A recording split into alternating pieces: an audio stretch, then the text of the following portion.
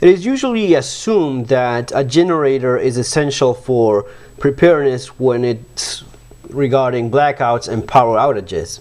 And I've mentioned in the past that it's not always the case. Actually, if you take a closer look at what you would be using that generator for, in general, you do have better, cheaper, more simple, and more efficient alternatives. Guys, this is Fernando doing our video for Modern Survivalists, and this video is about this little power bank, the EasyAcc that you see here.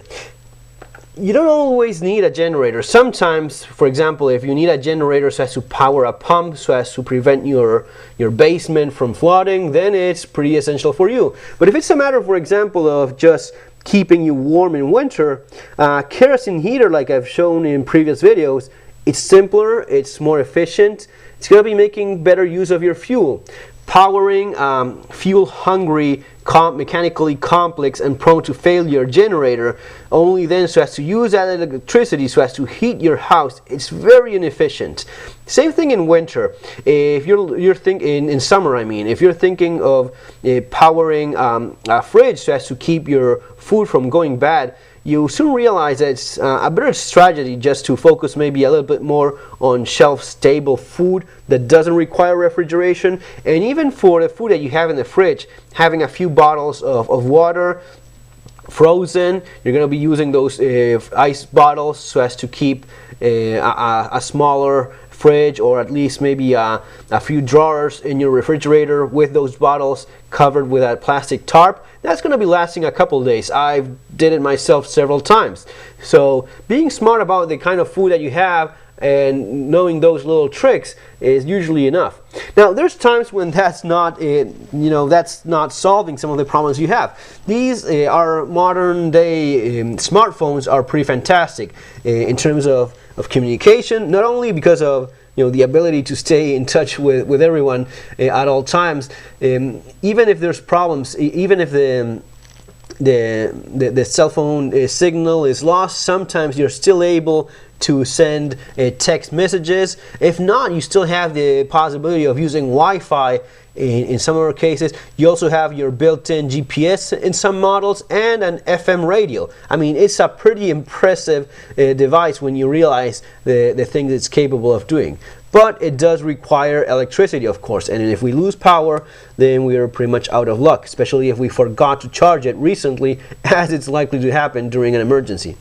You don't get any warnings for that kind of thing. I remember the guys from Chile during the earthquake and the tsunami, how as soon as the emergency services started getting things under control, they set up these hotspots for people to use Wi-Fi with their smartphones or tablets or laptops. And the problem wasn't just finding the hotspot, which they quickly set up, but you would see on TV these lines of people queuing for using a generator so as to charge their devices. Without electricity, they're not going to be getting the job done, of course.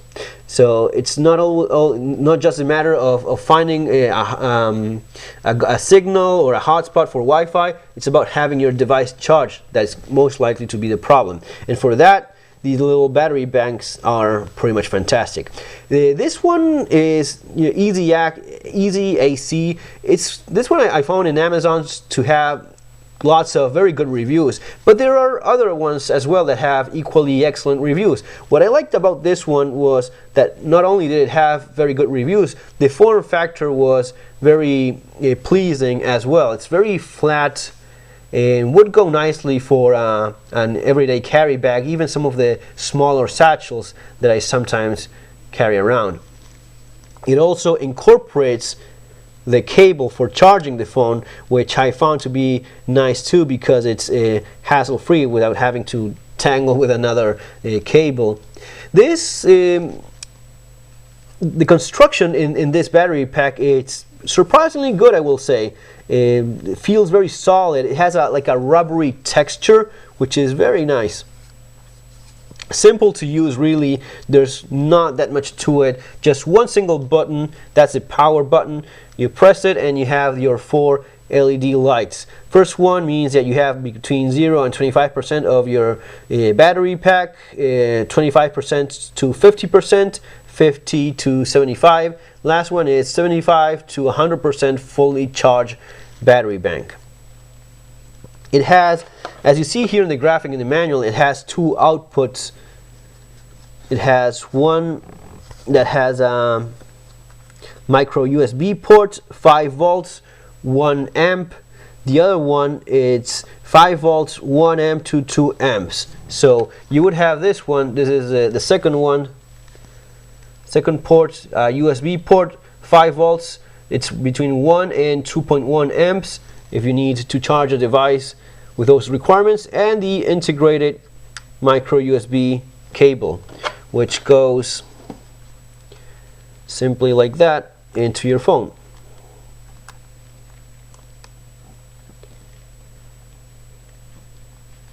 As you notice, even if you have one of these OtterBox cases, it is thin enough so as to fit in spite of it. And you put it like that and it starts charging. Very simple to use. It takes about 4 or 5 hours to fully charge the battery bank, in my experience. That's about it. And it's going to be charging at a rate of 1% per minute. That is pretty great. In 10 minutes, 10% of charge, yes, up until 100%. How much charge do you get? Well, this one is not that huge. It's just 5,000 milliamperes. There's bigger ones. There's one 10,000, 12,000 and such. I like this one because it had not only the excellent reviews, but that that flat shape that I mentioned before.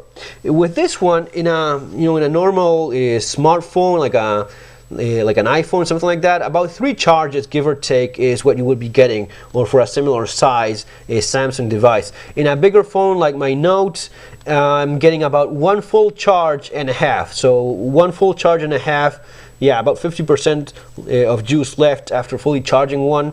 It makes sense, given that it's about a 3,000 milliampere battery in the Note, pretty big battery, and they have 5,000 over here. The price for the EasyAcc is about $28. I think just a few cents under that, but for $28, it's a pretty good price, I think. There's some other models that also have good reviews that are maybe $1 or $2 a little bit less, but this one is, I definitely do recommend it. It also has a small LED lights. And that's basically it. It doesn't have anything else besides that. You just click twice and it turns that little LED light on. And the light is surprisingly nice, I will say. It has a nice hotspot without any artifacts or rings on it, which is, you wouldn't expect that kind of good quality of light in a battery pack. I also like that it's not awfully bright. I compared it to other flashlights that I have. It's about 5 lumens, give or take, and it's a very good idea so as to not have a too bright a light in a battery pack. Why is that? Well, first of all, I already have a flashlight with me, at all times or two, so I'm not using this as my main flashlight. Besides that, 5 lumens is more than enough so as to find your way around a building when there is no power. And for emergencies of that nature, it's more about durability than a huge amount of lumen output.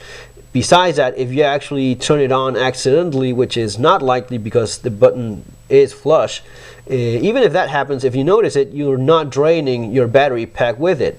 With 5,000 milliamperes and just 5 lumens, it's going to be lasting like 200 hours.